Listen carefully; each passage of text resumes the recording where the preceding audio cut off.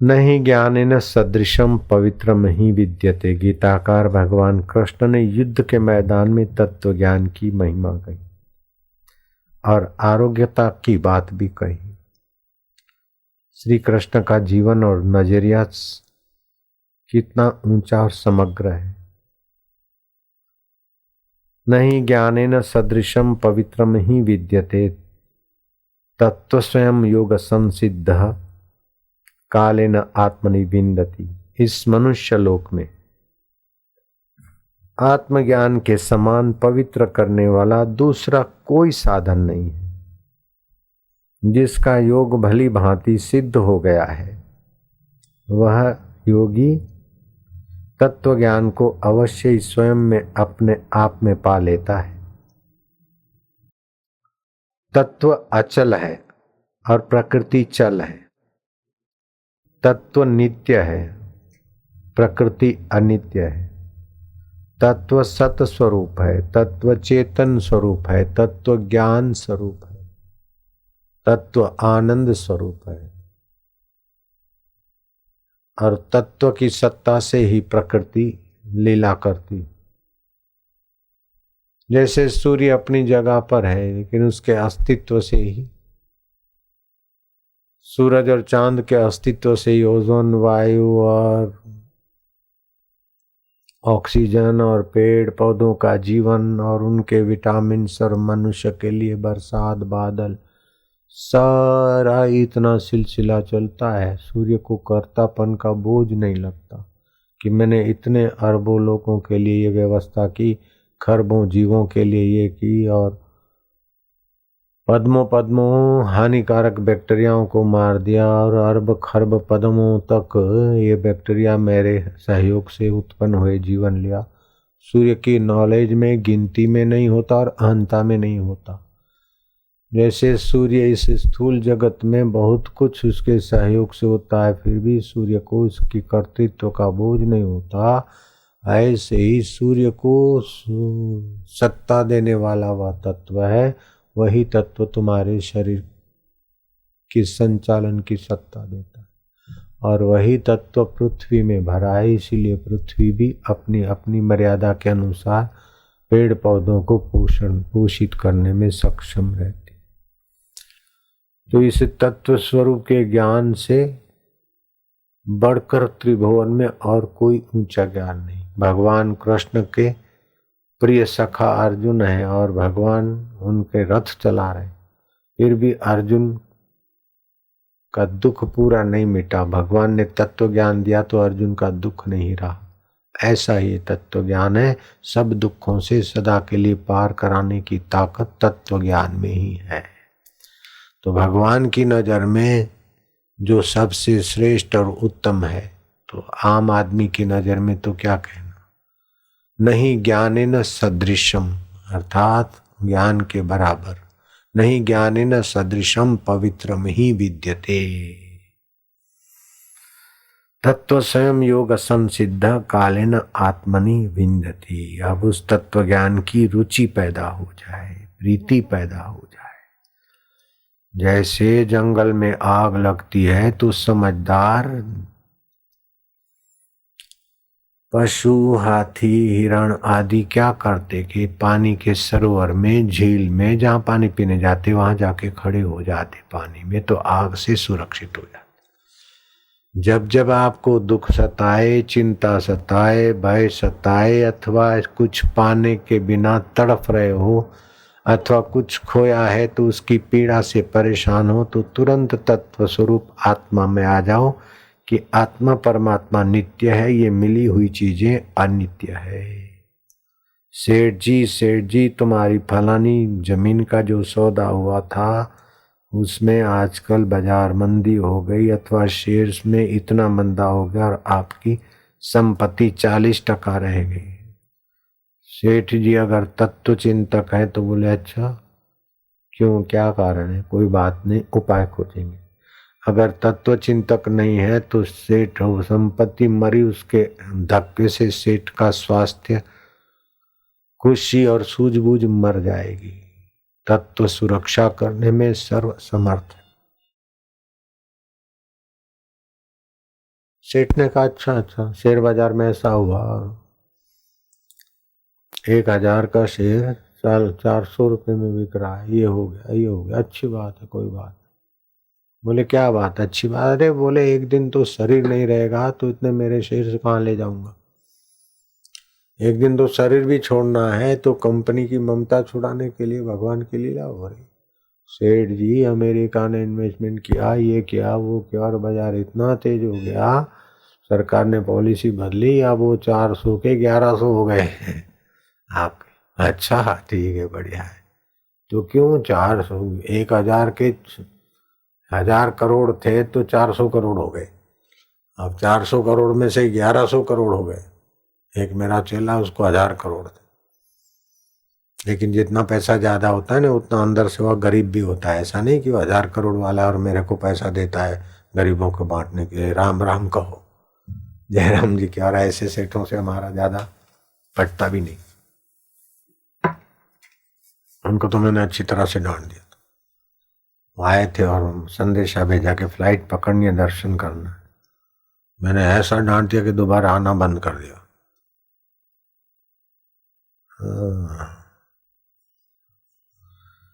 नारायण अभी भी जीवित है, अगर उसको जरा सा संदेशा दूं तो अभी आ जाए दौड़ता हुआ। लेकिन मुझे सेठों की नहीं पड़ी। मैं तो सेठ भगत बनता है तो मैं उसका हूं, और सेठ अगर सेठ बनकर वो करता है तो फिर हमारा उसका नहीं पड़ता। नारायण नारायण कहने का तात्पर्य है कि तत्व का आश्रय लो। सुख आ जाए तो देखो कि सुख की वृत्ति मन में हुई, दुख की वृत्ति मन में हुई, या वृत्तियों के साथ जुड़कर हम सुखी दुखी होकर अपनी कीमत क्यों घटाए।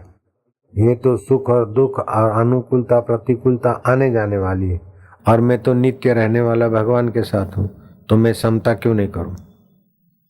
हो गया तत्व ज्ञान का रास्ता। और क्या, समत्व योगम उच्यते। इससे आपका बड़ा सामर्थ्य बढ़ेगा, बुद्धि रित में स्थित होगी, सत्य स्वरूप तत्व में बुद्धि रितम भरा प्रज्ञा हो जाएगी। दुनिया के सारी पढ़ाइयाँ सारी तपस्याएं आपकी बुद्धि को इतना ऊंचा नहीं उठाएगी जितना समत्व योग में बुद्धि उठ जाएगी। सुख तो आता है, दुख भी आता है, अनुकूलता भी आती है, प्रतिकूलता भी आती, आपको खाली सम रहना है भीतर। क्यों होता रहता है, बीत जाएगा, क्या टिकेगा। यश भी टिकेगा नहीं, अपयश भी टिकेगा नहीं, आदर भी टिकेगा नहीं, अनादर भी टिकेगा नहीं, जीवन भी टिकेगा नहीं, बीमारी भी टिके, सब चला चलेगा। संसार का पोल जान लो क्या है कि संसार बह रहा है, बदल रहा है, कुछ रुकने वाला नहीं, किसी का रुका नहीं, ये बदल रहा है सारी। पहले तो बहुत जवान थे, अच्छे लगते थे, अभी ऐसे हो गया, तो रोने से क्या है, इसी का नाम तो दुनिया है। पहले तो बहुत गरीब थे और दुखी थे, अभी अच्छे हूं, अरे इसी का नाम तो दुनिया है। लेकिन उसको जानने वाला पहले जो था वो अभी है ना, बस उसी में मस्त रहो, आनंद स्वरूप है, चैतन्य स्वरूप है, और उससे मेरा कभी वियोग नहीं होता। ऐसा सरल तत्व ज्ञान है। नहीं ज्ञान न सदृशम पवित्रम ही विद्यते। भगवान से कुछ मांगकर अपनी कीमत घटाना और भगवान को परेशान करना। बिना मांगे इतना दूध की व्यवस्था किया, इतनी सारी व्यवस्था हो रही है, फिर ये दे ये दे ये दे। बच्चा अपनी तरफ से मांगेगा तो सीमित होगा, और माँ बच्चे का जिसमें हित जानती और कर सकती है उतना बच्चा नहीं कर सकता। तो हम अपनी बुद्धि का दिवाला दिखाते भगवान को, ये भगवान ऐसा कर दे कि मेरी शादी हो जाए और 6 महीने के अंदर हो जाए। मानो भगवान को अकल ही नहीं कि इतने पीरियड में करनी चाहिए। मेरे को बेटा हो जाए और जरा सुंदर हो जाए, ऐसा हो जाए, और इतने दिन में हो जाए, कृपा करो। भगवान को क्या मान बैठे भिखमंगे। ऐसे भिखमंगों की सुनवाई भगवान के यहाँ होती नहीं है। मंदिर में जा जाके, मस्जिद मंदिर में इधर उधर जा जाके झक मारते हैं, वैसे के वैसे रहते। लेकिन जो मंदिर मस्जिद आदि में प्रीति पूर्वक अल्लाह की बंदगी करते हैं, अल्लाह ताला तूने जो दिया है शुक्र है, वाह वाह तेरे में प्रीति हो जाए मेरे भगवान मेरे रब। हकीकत में एक ही तत्व से हिंदू भी बने मुसलमान भी बने, लेकिन ये मजहब बात अलगाववाद ने मनुष्य मनुष्य से कितनी दूरी करा दी। हिंदू तुर्क दो दिन बने हैं, आए एक घर से, एक ही परमात्मा घर से पैदा। हिंदू तुर्की दो दीन बने हैं, दो मजहब बन गए। इनकी माला उनकी तस्बीह, हिंदुओं की माला है और उनकी तस्बीह, ऐसा ही है ना। इनकी माला उनकी तस्बीह, चल कर कर से, चला करे कर कर से, दोनों के कर से हाथों से चला करे। बिना गुरु के ज्ञान न पई हूं, ध्यान दरो चाहे जैसे। जैसा भी अल्लाह का और भगवान का ध्यान करो, गुरु के बिना विश्रांति नहीं मिलती। सुन्नत कराए मूछ रखाए, वो सुन्नत कराता है और मूछ दाढ़ी जटाएं रखाता है। कहा बहे यही गर्भ से, कहे कबीर दो दिन भुलाने, बैर करे रब रब से। रब रब से बैर कर रहे हैं, एक दूसरे में वही का वही रब है। लेकिन मुसलमान बड़े हरामी हैं। मुसलमान बोलेंगे हिंदू हरामी, एक दूसरे के अंदर में दोषारोपण करके अशांति पैदा क्यों करना। ईश्वर अल्लाह तेरे नाम सबको सम्मति दे भगवान। बहू बोलती कि सासू ऐसी है, सासू बोलती बहू ऐसी, एक दूसरे के अंतरात्मा से विरोध क्यों करो। उनका मन ऐसा वैसा, लेकिन वो तो आत्मस्वरूप है। जेठानी दिरानी से, दिरानी जेठानी से। दशरथ के नंदन श्री राम और लखन भरत और शत्रुघ्न विवाह करके आए। तो दशरथ जी बेटों की शादी करा के आए तो तीनों रानियां के आगे बातचीत हुई। ऐसा हुआ, विवाह के समय ऐसा हुआ, ये हुआ, जैसे बात। तो कौशल्या जी पूछ बैठी। अब जो विवाह की ग्रंथि में बंधने वाले हैं उनको लक्ष्य करके ही कथा हो रही, उनके परिवार वालों को। कौशल्या जी पूछ बैठी कि आप जब राजा साहब से, आपके संबंधी से विदाई ले रहे थे, उस समय उन्होंने क्या कहा अथवा कैसा वातावरण था, और क्या हुआ वहां, आप थोड़ा विस्तार से कहिए। तो दशरथ गंभीर हो गए, थोड़े सकुचा गए। तो कौशल्या ने देखा कि शायद महाराज को ये याद आया कि विदाई के वक्त उन्होंने कुछ दहेज वहेज, हमारी इतनी हस्ती के आगे उन्होंने दहेज नहीं दिया ठीक से। बोले महाराज क्या है, विदाई के वक्त उन्होंने लेन देन नहीं किया हो या कम किया हो तो इससे क्या है, कन्याएं तो दी है, आप क्यों सुख चाहते। तो दशरथ की आंखों से आंसू टपकने लगे। तो कौशल्या महारानी थोड़ी सकुचा गई और तुरंत अपने शील स्वभाव के परिचय देते उस कौशल्या माँ ने कहा कि महाराज हमारे प्रश्न से आपके चित्त को व्यथा पहुंची ऐसा लगता है, मुझे क्षमा करने, मैंने गलती से खुलकर पूछा है, मुझे माफ करिएगा, आपके आंखों के आंसू मुझसे नहीं देखे जाएंगे, महाराज क्षमा कर। तीनों रानियां टुकुर टुकुर दशरथ जी के सामने देख रही। दशरथ जी तनिक चुप्पी के बाद बोले कि नहीं, तुमने पूछा था विदाई के समय क्या हुआ, वो अवसर हमें नहीं मिल सकता है क्योंकि हमारे पास कन्याएं नहीं। वर्षों तक जिस बेटी को स्नेह करते पालते पोषते और उस बेटी को विदाई देते समय जीवन मुक्त जनक के हृदय से क्या बीतती थी, वो मेरे को क्या अनुभव होगा। घायल की गति घायल जाने।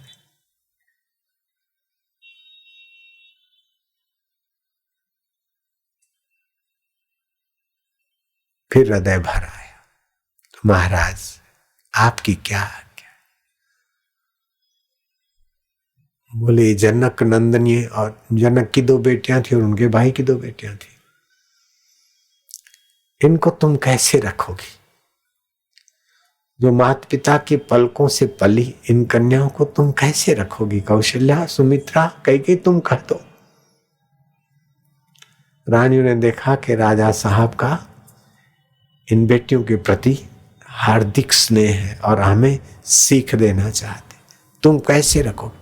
बोले अपने बेटों की तरह रखेंगे। बेटे देके तो बहू ली जाती है, ये तो हमारी सब कुछ है।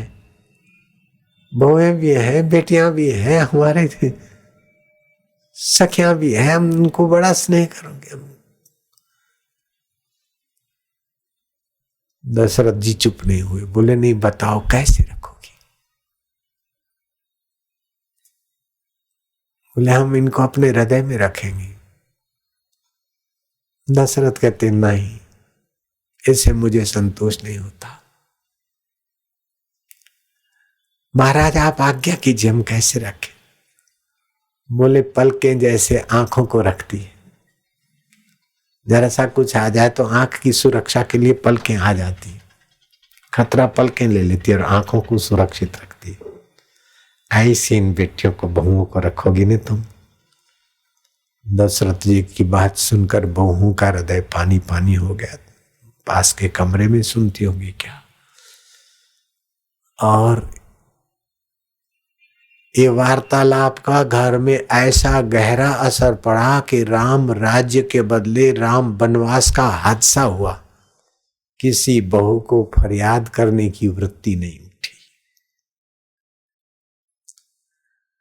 और किसी रानी ने एक दूसरे पर लांछन नहीं लगाया। कौशल्या ने कैकेयी को नहीं जाकर धमकाया कि क्या कर रही है ये निगुड़ी, नहीं। दशरथ ऐसा परिवार को ट्रीट करते थे, ऐसा परिवार में संस्कार सत्संग के भरते थे, क्योंकि वशिष्ठ महाराज के चरणों में तत्व ज्ञान का कुछ प्रसाद तो दशरथ के जीवन में था। प्रेमी भक्त थे, लेकिन प्रेमी भक्त भी तत्व ज्ञान तो सुन लेते। नहीं ज्ञाने न सदृशम पवित्रम ही विद्यते। राम जी का राज्य और राज्य अभिषेक के बाद भी तत्व ज्ञान की लालसा वाली कौशल्या माँ के जीवन में त्याग की पराकाष्ठा है। तो दशरथ जी के जीवन में प्रेम की पराकाष्ठा है। त्याग के द्वारा, प्रेम के द्वारा जिन्होंने भगवत रस का आस्वादन किया, वे अपने बहुओं का ख्याल रखते।